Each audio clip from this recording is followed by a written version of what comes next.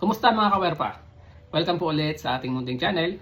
Ako nga po pala si JP, isa po akong electrical engineer, isa rin po akong empleyado at isa rin small business owner. So ngayong araw po pag-uusapan natin yung laging tinatanong sa atin ng mga followers natin at sa mga nakakapanood ng video natin. Ang tanong po na yan ay magkano? Magkano po installation ng solar setup? So hindi po agad namin masagot yun kasi meron po tayong mga dapat i-consider bago po natin yun masagot. So yun po yung pag-uusapan natin ngayon. So wag po kayo magagalit kung bakit pag nag-comment po kayo or nag-message po kayo ng how much, hindi po agad namin masasagot. Kaya hanggat maaari po, i-visit po muna namin yung area nyo.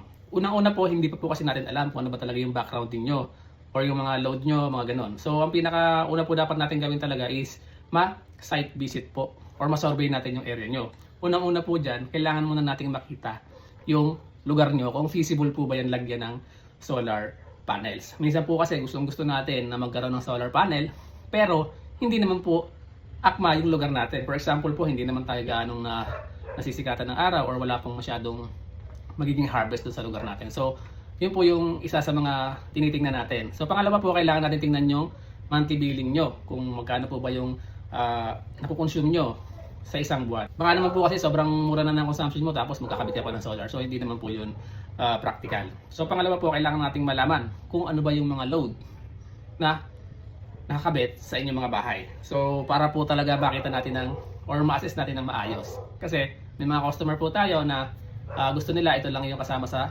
solar setup. At ang panghuli po, syempre kailangan nating malaman kung ano ba talagang setup na gusto mo. Meron po tayong tatlong klase. Una po ay off-grid, on-grid, tsaka hybrid. So, yung pong tatlong klase na yon, depende po yun sa sitwasyon natin.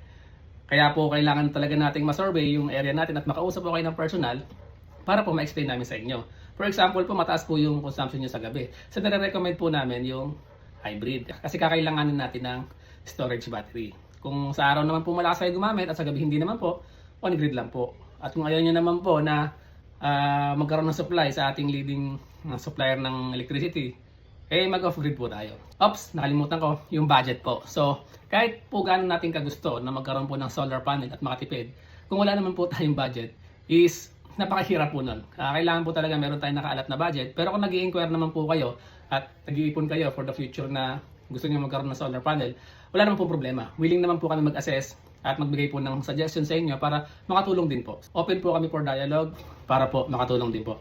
So yun lang mga kawerpa. So sana nagkaroon tayo ng idea kung bakit po hindi agad namin masagot yung mga tanong nyo na how much. So yun lang po. Maraming salamat ulit sa panonood. At mga kawerpa, maglalambing lang po ulit ako. Kung maaari po, paki-like and share naman po ng video na to para po magkaroon pa po tayo ng mga followers. So yun lang, maraming salamat ulit and God bless us all. Mag-ingat po tayong lahat, lalo na sa kuryente. Bye!